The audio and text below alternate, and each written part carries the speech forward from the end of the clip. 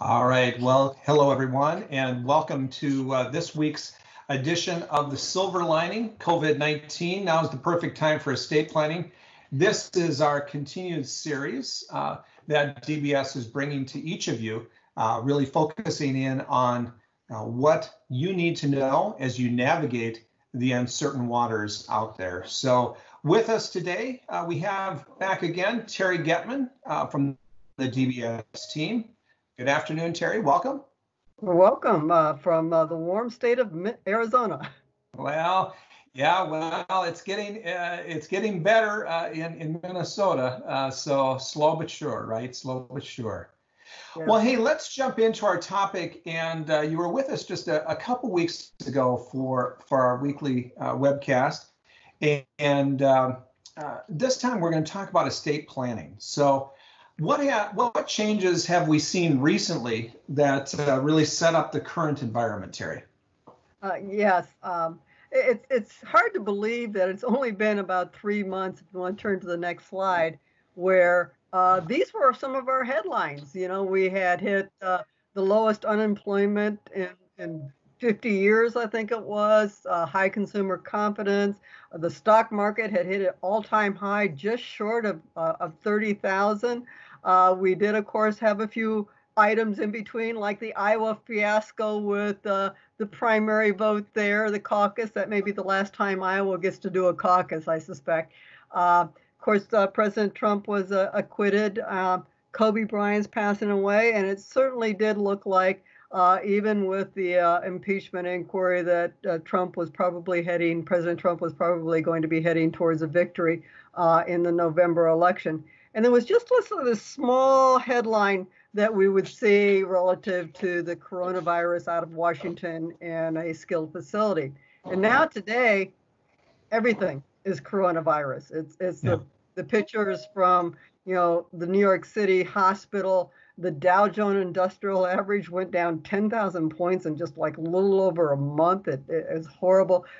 Businesses closed. Unemployment is what they think nearing 20% or something like that.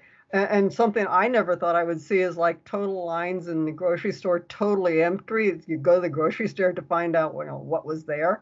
And of course, today, if you take a look at a lot of the available polls, all of them are showing actually Biden potentially leading. Of course, we all thought Hillary Clinton was going to be president as well. So who knows what the polls are going to show. But certainly they are not as rosy as they had once been. And it certainly does seem like, it's only been 3 months since we've seen this, 2 months, 2.5 months, if anything. And it just seems like it's been almost like a year. Well, and Terri, I mean, we've all lived this, right? And so as you go through that and are reminded of where we were and where we are, it's kind of hard for me to see what a silver lining may look like. So let's talk about that. What is the silver lining? Well, the silver lining actually is estate planning. It's hard to believe that just a few months ago, I was spending most of my time talking to advisors about planning for supplemental retirement of small business owners because they were trying to figure out how to retain these people because the unemployment rate was so low and the market was so high and it was so easy. And literally it was almost like a spigot on the faucet, just turned off immediately. And now all of a sudden, possibly because everything we read about is, the coronavirus and the number of deaths that we're seeing, so it's always in front of us on a day-to-day basis. The opportunity, everybody's calling in about estate planning. So it's the estate planning wealth transfer seems to be the silver lining right now for working with clients in this kind of precarious era. Yeah, I guess I hadn't thought of it that way, but it's absolutely right. I mean, you and I are both getting calls from our advisors about this. You obviously more than I, but we're seeing a lot more of this. So let's talk about why. What's really driving this? Yeah, I kind of identified 4 areas as to why we're seeing this. And the first one, obviously, it's on everybody's mind. It's the topic. People are rushing to their attorneys to see about updating their estate planning documents. From an advisor standpoint, I suspect you're getting customers that are calling in, especially your elderly customers that are calling in about, maybe I need to be buying some life insurance. They're wanting to know whether their owners and beneficiary arrangements are properly structured. So it's a topic that they're thinking about, and so therefore there's a receptiveness with clients, with regards to your clients, to talk about both estate planning, wealth transfer, as well as life insurance. Yeah, it's definitely on people's minds. Hey, Terri, you know what I forgot to do? I forgot to instruct our audience. I'll just tell everybody real quick. If you have not been on one of these calls before, welcome. And if you have, you know what I'm going to say. If you want to ask Terri a question along the way, you can just go simply into the Teams app, and you can go into comments, and you can simply type comment. That's why I'm looking down, because I'm looking as people are joining and comments are asking. So if you have a question, just ask it, and I'll be sure to ask Terri as we're going along.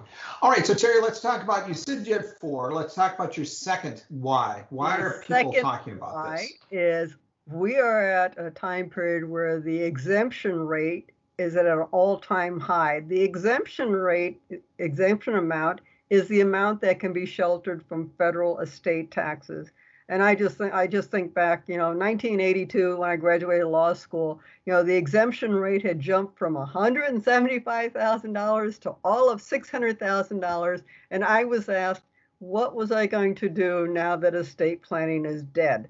And that was an exemption of $600,000. Today, we're at an exemption of $11,580,000, or almost $23 million that's sheltered from federal estate tax for a couple. That's just unheard of. And not only that, once you're over that $11,580 exemption, the tax rates that are going to apply is 40%. Back when I was law school, it was like 65%. So the rates are much lower.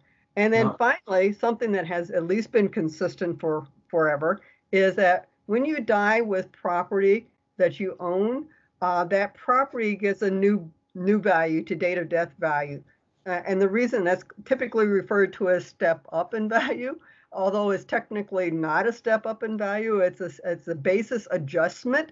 So it could be, if the market happens to be down, it could be a step down in value. And what that's designed to do is that when a person passes away with a low basis asset, such as I've got 200 basis farmland in Iowa, or my mother does, that's sitting out in West Des Moines, that's selling at like $12,000 an acre now. I get a $12,000 basis at her passing. So if I turn around and sell the farmland, I won't have to recognize capital gains taxation on that. So very favorable tax climate right now. Now, the problem with that is the exemption amount, the $11,580, goes bye-bye come January 1, 2026. It drops down to the $5 million plus the adjustment. Now, you can use the $11,580,000 today, and even though the exemption drops down to $5 million in 2026, you still captured, they don't crawl back the amount in excess of the $5 million that you've used. And so there's a real benefit to utilizing that exemption today, as opposed to waiting a few years and having that exemption drop down. But that's not the only benefit of using it today. The other benefit, as I mentioned earlier, is who knows what the election's going to be, come November. I know some of the things I've been reading is even the Senate, the Republicans are thinking that, they only have to switch 4 people to get the Senate now on Democratic control. And so we could be in a situation where we have a Democratic House, Democratic Senate, and a Democratic presidency. If that happens, let me tell you, folks, I did a study in January of where all the Democratic candidates are in the area of their tax policy, and unanimous among all 19 Democratic candidates was the desire to move the exemption back to the 2009 level of 3.5 million. So they're not even looking at a 5 million. They're looking at an even reduced amount of 3.5 million. And typically what happens is when you have a candidate that goes into office, their first year in office, they often tend to implement tax policies. And so what we have today in 2020 may not necessarily be the tax law come 2021. And we could be saying, today we're at 580,000. Come January 1, we could be at the 3.5 million, something like that. In addition to the exemption amount, they're also looking at a rate of 45%, or Biden is anyway looking at a rate of 45%. Now, if you happen to be Warren or Sanders, who are now obviously probably not the contenders on the Democratic side, they were looking at rates at 75 and 77%. And I did hear just the other day that I believe Warren is one of the potential candidates for Biden's vice president position.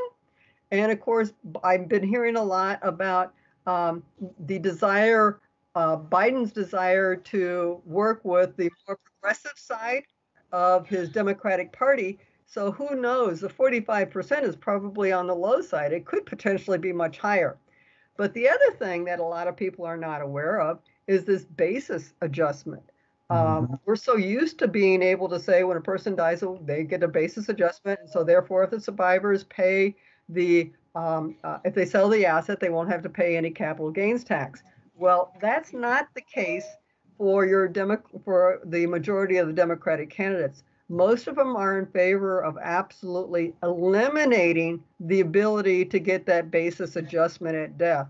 And in fact, both Sanders and Warren are on record to make death a realization event for low basis assets. So if you have a gain in the asset, that you would recognize, quote unquote, capital gains. However, there's another step to this equation. Not only would they eliminate the basis adjustment, they also are in favor of eliminating capital gains treatment, the favorable capital gains treatment for individuals over certain incomes. Well, at time of death, if you've got $1 million capital gains, guess what? You're over that income threshold, even for Biden, who was at the $1 million Warren Buffett rule. And they would tax that at ordinary income rates. Biden's ordinary income rates, his top rate was 58%. So you take a look at a 45% estate tax, you add in another 50% on the capital gains that's now taxed at ordinary income at 58%, and it just looks brutal. And so my question, now that you know this, is kind of a background that definitely in 2026, even if Trump is elected as president again, and we are looking at the exemption falling back to $5 million. Now, could it be held at 11 million? Possibly. But what do you think about it? Think in yourself, where do you think your clients are coming from? We've just spent $2.6 trillion on stimulus. We have a proposal in Congress right now to spend another $3 trillion in stimulus. Does anybody sit here now thinking taxes are going to stay the same level that they are today? Well, that's a good point. I mean, someone's going to have to pay for it somewhere, and we don't have a crystal ball, right? But logic starts to prevail, and who knows if Biden wins and how much he would be able to get through, or if Trump gets reelected, how much he'd be able to get through. But bottom line is the country is spending more money. So I know you did a little of analysis here, some examples. Let's jump over to that and see what it looks like.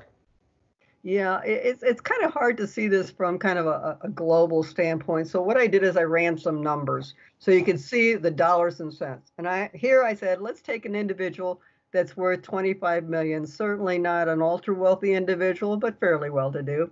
And let's assume that Trump continues as a president and we continue to have the wonderful high exemption and low taxes at time of death. And let's assume that this individual takes advantage of that one-time gift of the 11.58 that he can make today. And so he transfers out, you can see the 11.58 exemption there. What's remaining in his estate will be the 13.42 remaining in estate. That will then be subject to the 40% estate tax rate, which will give you a tax at time of death of $5,368,000. Get the there we go. The amount that then passes to the heirs is $8 million. Then you add back in the gift that the donor made to the heirs of $11 million. So the total amount passing to the heirs is $19,632,000. Not bad. Now let's see what would happen under Biden. We go to the next. Okay. We having trouble with. No, there you go. There we go. Okay. If we assume that Biden implements the policy that he has been promoting, we would only be allowed a gift of the exemption of $3.5 million, leaving $21.5 million in the individual's estate. Subjecting that $21.5 million to the 45% tax bracket would result in a $5.6 million, almost $5.7 million tax for the client. Now, that may be something that you want to sell some life insurance for. It leaves the heirs with a net estate of $11,825,000. You add back in the gift that the decedent donor made to the heirs at $3.5, leaving the heirs with a net worth of $15,325,000, or roughly $4.3 million less than what they would have if they were to make that gift today, or at least before the tax law changes. Now, out of curiosity, I said, let's look at Warren and Sanders in addition to Biden, because I said Biden is kind of having to feel like he has to rope in the more progressive side of the Democratic Party. And so I did run numbers based upon what Warren and Sanders' policies were.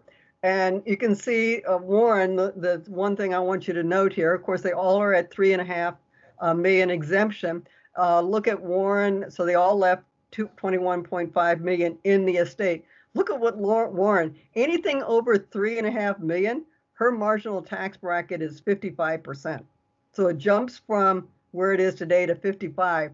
And so the amount that is being subject to estate tax is a combination of blend for her of 55 and 60%, or 12 million going out to estate taxes. Sanders, which is the one that everybody points to as being like, whoa, he's way out there on estate taxes, but he actually is more forgiving for the moderately well-to-do clients, because he starts out at 45 and 50%. So he's kind of in line a little bit with Biden here. So he would have $10 million in taxes.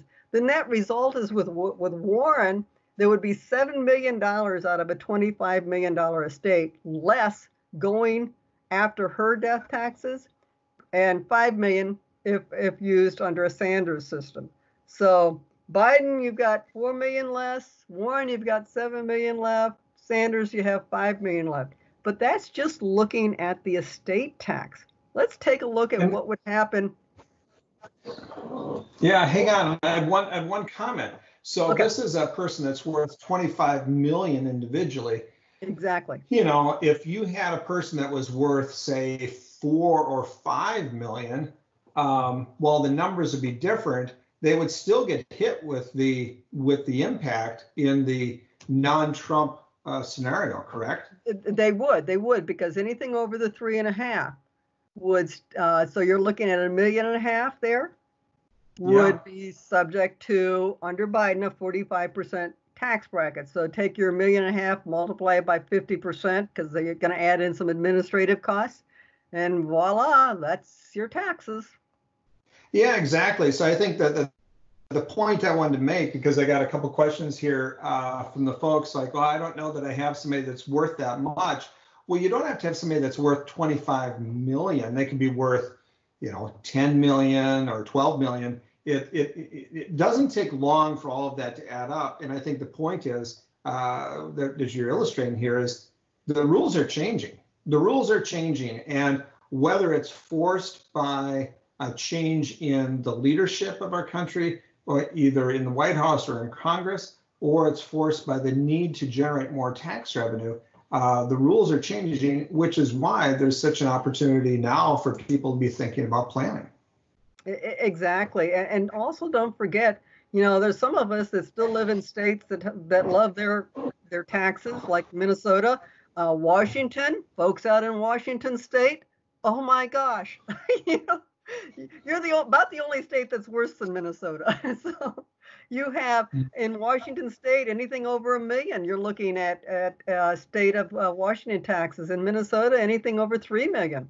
So don't forget those either. Now, what I did here is I said the estate tax is only part of the problem. As I indicated, the entire Democratic candidacy is also looking at taxing the appreciation on property. Now, we don't know whether or not Biden would tax it at time of death. We do know that both Elizabeth Warren and Bernie Sanders would make death a realization event for capital gains purposes. We also know that, like Biden, they would change the capital gains rate, the favorable capital gains rate, to ordinary income tax rates for individuals or entities in this case over a certain income level. Well, the ordinary income tax rates that they're looking at are horrendous. So if we start adding in not only the estate tax, but also the income tax, you take a look at the Trump column there, you've got the 3.42 left in the estate. You hit it with the 40% marginal federal estate tax. That gives you the $4 million of estate taxes that are due. Then you hit it with income taxes. Well, with Trump, you don't have income taxes because he's got to step up in basis. So the full $8 million is passing to the heirs. You add back in the gift of the 11.58 that you made. So we still have 19 million going to the heirs because we do not, under the current Trump policy, recognize tax on the appreciation of assets at time of death. But then let's take a look at Biden. Not only have we reduced the exemption to 3.5, leaving 21.5 in the estate, and increasing the rate to 45% for estate death taxes, causing an estate death tax of 9.45. We then take what's left and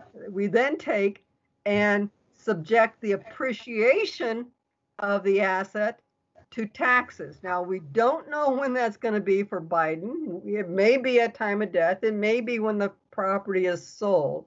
And we not only don't subject it to ordinary capital gains tax, if the individual's over a certain income level, as an individual here would be, they are going to get hit with ordinary income taxes. And the ordinary income taxes on this for Biden is 43.4%. I know we have a few California people online. Add in state, potentially, who knows what your state taxes are going to be. That results in another $4.6 million of taxes being subjected to this estate, resulting in only $7 million passing to the heirs. Add back in the 3.5.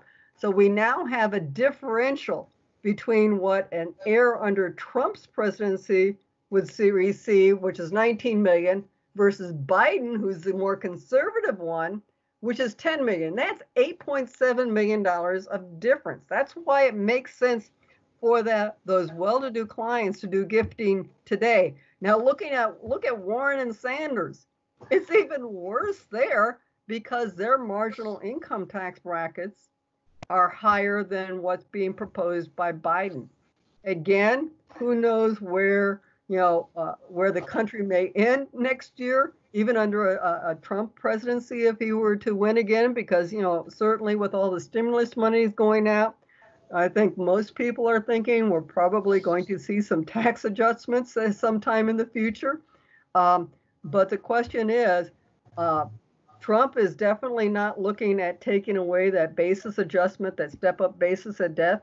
where Biden, Warren, and Sanders are all in agreement that they would eliminate the basis adjustment at death. The only difference between Biden and Warren and Sanders is Biden has not yet come out to say when that realization event will occur, whether it's going to occur when you sell the asset, whereas Warren and Sanders have said they would make death a realization event for capital assets. Yeah, so as I look at this, Terry, I mean, people, the folks that are on the line, the advisors that are on the line, you're dealing with people that are, if they're in this situation, let's use this example, you've got anywhere between a $5 million shrinkage nearly in current state, or future states as much as a 50% reduction in the total estate. And so there's definitely some need to start thinking about planning. And obviously, a lot of the folks on the line with us, Terry, they deal with wealth management. And yeah. I mean, we've talked about this before. There's been a lot of ups and downs in the stock market, as we know, and that adds even another layer to this. Yeah. You know, the other thing I would point out on the estate end of it, Kurt, is if anybody would like online, just send us an email. Bernie Sanders' policy with regards to the estate taxes, he actually published, I can't remember right offhand what the name of it is, but in the end, at the back end of his policy statement, he had an appendix of what would happen to the estate of certain high profile people like Bill Gates, Warren Buffett. Oh my gosh. Oh my gosh. You're talking about 90% of their estate going bye-bye. Yeah, yeah. You know, well, so obviously, utilizing that as kind of like, okay, here is a potential, maybe it's at the far end, but it might be a really interesting tool for, if you've got some of those ultra wealthy clients, to getting them to moving forward with their planning process. So with that, let's move to the stock market. Okay, yeah. Second reason, or the third reason why today is a great time to do estate planning is because the market is in the dumps. It has suppressed values. In February 12th of this year, the market hit its all-time high. This is the Dow market at just under 30,000. Little over a month later, like March 23rd, I think it was $10,000, 10,000 points less. Now it has come back since then. So today, or as of yesterday, we were at 23,764. That's great. But depressed markets. One of the basic techniques that you get into in estate planning when you've got a client that may be over the exemption amount is there a way that I can depress or discount the value of those assets? And so we will take like farmland and we'll put it into an entity like an LLC, and we'll have different percentage ownerships in the LLC. So instead of having you owning the land in total, which has a higher value, you may own 49%, which theoretically has a lower value than 49% because it's discounted.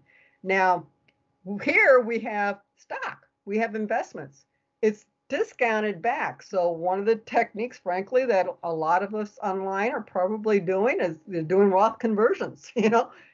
Take that money out of the market, do your Roth conversion while it's low, from a traditional IRA, and put it over here and let it grow back up. The same thing exists in the estate planning market. And so what I've done here is I've said, okay, let's assume that we compare that wonderful tax result that we had with the current high exemption amount.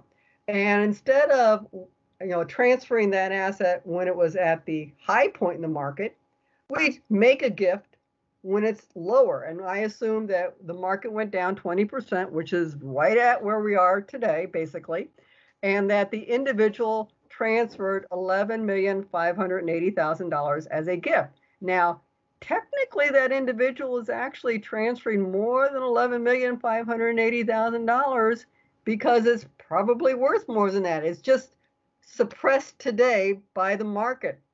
And so what we have left is $8 million because the value of the asset today, instead of being $25 million, is $20 million. We subject that to a 40% tax rate. And so we have tax of 3.3 million. Again, looking back to what is passing to the heirs, the 5 million is passing to the heirs, restore the 11.58, add back in, the market is going to adjust itself at some point in time, the 5 million, and we're now back to 21 million versus 19 million. So transferring by gift those suppressed assets or discounted assets is step number one, which a lot of your estate planning attorneys are going to be utilizing. And this is a perfect time to do those transfers because you can see here, we've just saved this gentleman $2 million in estate taxes. Now I can think of maybe a couple of reasons, ways I could use that $2 million in taxes. Like maybe buy life insurance to pay for the money that, the assets that are still in the estate. Yeah, that's a great idea. Let's talk about the fourth reason, Terry. Obviously, interest rates are moving and some key ones are moving that we need to pay attention to. Exactly. The fourth reason why this is a perfect time to be talking to your wealthy clients about estate planning is because two of the rates that we use a lot in some of our tax leverage techniques, the AFR rate and the 75/20 rates are now at historic lows. I mean, just look at this, in 3 months, the 75/20 rate, which is used for determining your GRAT payments, your AFR rates are used for your sale to intentionally defective grantor trusts, also have a role in, for example, your loan regime split dollar techniques. Your 75/20 rates in February were 2.2%. Today they're 0.8. 0.8. And look at over here at the AFR rates. Your long-term AFR rates, that is loans that you're doing that are more than 9 years, are at 1.15. And look at the short-term rates. Those rates that are under 3 years, they're almost zero. 25 base, 0.25. It's like ridiculous. And so, when you're doing planning for well-to-do clients, the first thing you do is you want to get assets out of their estate. So you utilize gifting. So you utilize your annual exclusion gifts. You utilize your exemptions. And then you try to discount those values. And so we discounted them because we've got this suppressed market.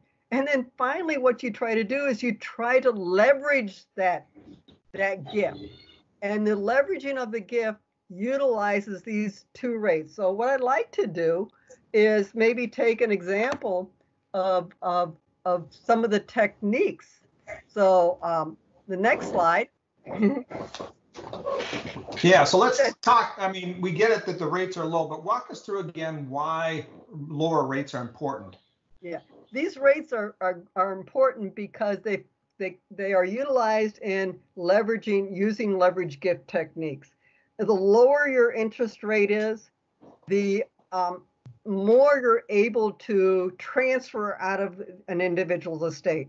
And the techniques that utilize this are your grantor retained annuity trusts, or GRATs, your sale to intentionally defective grantor trusts, or IDGETs, your loan regime split dollar, your private family split dollar or financing, your premium financing even factors in here because with rates so suppressed, the amount even on borrowing is very suppressed.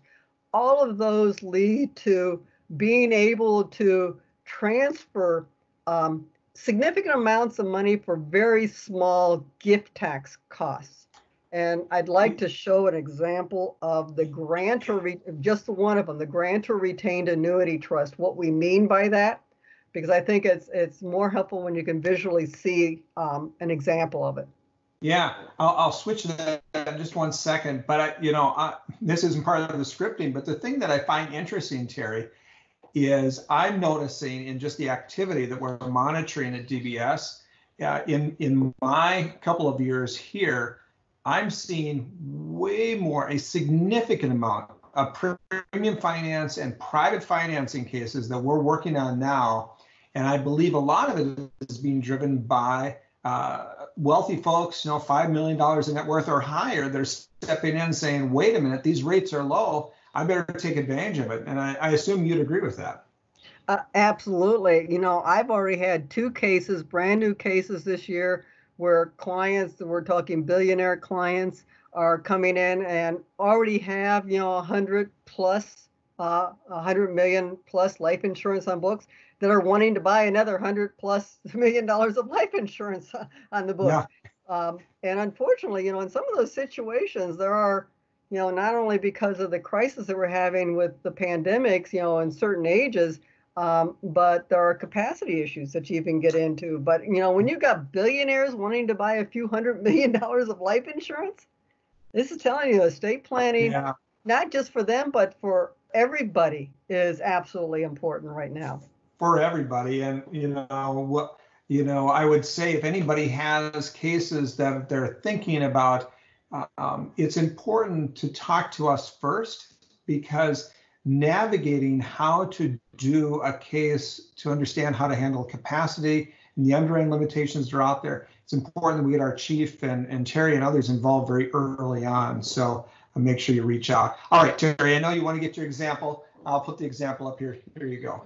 Yeah, okay. I'm going to use the GRAT example. Now, what is a GRAT? A GRAT is a gift technique where the grantor, the individual with the money, creates a short-term irrevocable life insurance, irrevocable trust called a GRAT. And at the time that the GRAT is established, it's set up for a certain number of years, and you can select the number of years. But a lot of times what we'll see is a 3-year GRAT, short-term GRAT. You can make longer GRATs. If you want to, you can make a 10 or 15 or 20-year GRAT. However, typically we see short-term GRATs because the danger is when you transfer the asset into the GRAT, if you die, if the person who dies who makes the transfer while the GRAT is in effect, the asset comes back into your estate for estate tax purposes. So you haven't really gained a whole lot. So you don't want to die with a GRAT in force, so make them short, okay? The second thing that happens is that while the GRAT is in effect, the GRAT is required to pay an income stream back to the grantor. Now that income stream is equal to the amount of property they just transferred in. So if they transfer in $5 million, that income stream is going to be equal to $5 million coming out typically. Now, why is the 75/20 rate? What happens is the government has said at the time that you transfer this property into the GRAT, we are going to assume that you will earn a specific interest rate, a specific rate of return. And the specific rate of return is the 75/20 rate, and it changes every month. And right now, the 75/20 rate is this assumed return on the property that you transfer to the GRAT is 0.8%. And the objective is you want to transfer assets into the GRAT that are going to return more than 0.8%, because to the extent that you transfer, it earns more than 0.8%, the amount that doesn't come back to the grantor actually goes down to your beneficiaries for very low gift tax costs. So I want to show you an example, now that we kind of understand the semantics of the arrangement, how this actually looks from a mathematical standpoint. And here what I did is I took an assumption. I said, let's take that $5 million that we have in February of this year. So it was at its high point. And this asset was producing 8% return, or an income of about $400,000. And it was growing about 5%. I said, now in May, we're going to transfer that same asset, except today it's 20% less. So I've given it a discount or a suppressed market, $4 million. And it's still producing the $400,000 of income, except that $400,000 of income today is now 10% because it's based upon a lower principal. And it's going to, the market's going to go back to where it was at some point in time. So we assumed, as if you look back historically, the recovery of the market has been over 11%. So we assumed about 12%. So you can see in my kind of chart below, even at $4 million a 10%, income and a 12% growth. We don't quite catch up to where we were in February by the end of 5 years. So we've been fairly conservative on our comparison of numbers. Now let's take a look at calculating where this is going to go.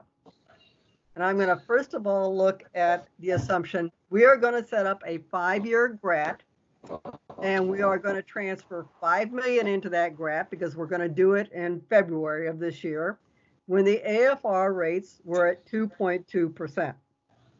And we are going to assume that the grantor has retained for 5 years a 20% interest. So if you look at a beginning value of $5 million, it's growing by 5%.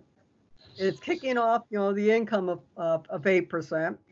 And the required payments at 20% retained interest is it's going to pay back $1 million a year for 5 years, or guess what's coming back into the estate? The total $5 million. Now, we have done absolutely nothing with a GRAT at reducing the value of this estate from the principal amount. What we've done is we've shifted the growth out of the estate. So your sophisticated estate planning techniques, what they're doing is they are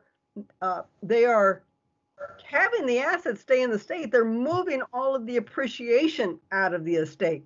So we have not minimized yet the need for insurance to pay for the tax liquidity, because at the end, this grantor who just gave $5 million is getting $5 million back in this equation. What we've done, however, is we have paid gift taxes on this, Weinberg's calculation engine, of $313,000, and we have transferred to the next generation $2,787,945. That is, we were able to transfer almost $3 million of property, and it only had a gift of $300,000, 1/10 of the value. That's awesome. Yeah. Yeah. This is where this is why GRATs have been so popular in the last. Yeah. Let's flip it over to today's rates, right, Terry? Yeah. Now we're going to take a look at May. So now we're going to have a suppressed value at $4 million. Same asset. Our AFR rates are now only 0.8%. We still assume the same 20%. Now our gift tax is $94,000. But look at what we've transferred to the kids. We've transferred to them $4.8 million, almost $5 million of appreciation out of the estate onto the next generation for only $94,000. So amazing. Use the exemption, use the discount, use the gift leveraging, and all. So you use something like this. You use this, Terry. And the good news is you moved a lot of money for a very limited amount of taxes, but at the same time, there are still estate taxes that are going to happen, and so there's still a need for life insurance to help solve that out, right? Exactly. Because guess what? With every single technique, the estate planning technique, there are two things that the attorney and the planner cannot eliminate. One is all that technique still depends upon the market. I end up transferring nothing to my beneficiaries if my return on the asset is lower than the AFR or the 75/20 rate. And I get nothing if I die while the GRAT is in place. And so I can't take off the market my mortality risk, and I can't take off, I can't control the market risk. And so for that reason, that is why we see the use of life insurance. So where is this market risk and mortality risk as it relates to a GRAT? Well, as I said, if you die while the GRAT's in effect in that 5 year, it's included in your estate. That's your mortality risk. If your return on your asset isn't greater than 0.8 or 2.2 if you happen to have transferred it in February, then that's your market risk, because the amount that's going to be included in your estate and what's going to pass to your heirs depends upon those two things, and I have absolutely no control over those. And it's only life insurance that can help at least hedge our bet here. Yeah, so let's talk about why is life insurance a good solution? Well, there's two reasons why life insurance is great in complement, in unison with the techniques that we talked about. First of all, death benefit's not usually going to go up and down with the market. The death benefit, especially if you're using a secondary guarantee type contract, stays pretty level. And secondly, it's self-completing, as we always used to say. It's there even if you die, when you die, if you die, whatever. It serves as that mortality risk in the interim. Yeah, perfect. And so what we would do here is the grantor is getting this $800,000 income stream from that $4 million discounted asset that he transferred to the GRAT. We would take some of that income stream and actually use some of it to buy a life insurance outside of the estate inside of a life insurance trust. Yeah. Yeah, that's perfect. You know, one thing that, Terry, when you and I were talking about this presentation, it wasn't at this point where we could put it into a slide, but I want to point out to the folks that are on the call today or might be listening to this in a rebroadcast. There was an article, and I think you saw it as well, Terry, in the Wall Street Journal very recently, and it talked about the fact that folks need to now pay attention because it will become more and more difficult to get life insurance. And I can tell you that we're seeing that in our own group of cases. We've got lots of people working on the estate cases like Terry's talking about and other types of cases. And it's becoming even more difficult now to get that insurance. And just yesterday, one of our core carriers announced a 16% increase in their premium across the board in several of their products. So I just think it's important that people really understand there is a silver lining. And maybe you retitle this presentation to the time is now. The time really is now. You've got uncertainty in the market. And people are concerned, but what people do know is that mortality is on their mind and they want to make sure things move. Well, let's take advantage of it. The market has gotten depressed. We have something that's going to happen in November. We don't know what, but you had kind of a hint of where things might end up. Don't know. We don't have crystal balls anymore here at DBS, but they may go one way or another. And then you have techniques like utilizing the lower race that Terry talked about. Now, for some of you, this may be just, oh, this is too complicated. There's too much, and I can just tell you, don't worry, because DBS has a tremendous amount of resources. Terry and the rest of the team, we have lots of experience guiding people through this. We can help. We definitely can help. We have the resources to be able to help you in these cases and really to help make it simpler for you. So don't fret. We will help walk you through this. Just call us. If you want access to that article, just reach out to any member of the DBS team, or especially if you work with one of our field relationship managers, feel free to reach out to them and they can get you a copy or a link to the article as well. Hey, just a reminder, our COVID-19 Resource Center remains up to date. It has everything out there from underwriting information to information about our e-solutions and much, much more. And we're constantly updating it. Make sure you're checking that. Terry continues to update her industry pulse. Lots continue to happen. You know, she talked today a little bit about there might be some new stimulus money coming through and all of that. Make sure you check that out and make sure that you're looking at that as one of the resources when you're looking for information. And then finally, our e-solution website, or part of our website, rather, I should say, that really helps you go end to end. I was visiting with one of our carriers this morning, and they've seen a 67% increase. And I said, why do you think that is? And they said the reason they think they're up 67% at this one particular carrier is because they have perfected the end-to-end customer experience. So really, it's touchless when possible underwriting throughout the whole deal. So I'd encourage you to take a look at it. Terri, as always, it was a pleasure having you with us again today. As always, you and I hang out every day, but it's great having you on the call. Any final words, Terri, from you? I would say, go out and talk to your clients about wealth transfer planning. Don't be afraid. Oftentimes the well-to-do clients are the ones that are not being addressed because people are fearful of talking to them. And the big estates are really not that much different than the smaller estates. So I challenge you to go out and find that elephant.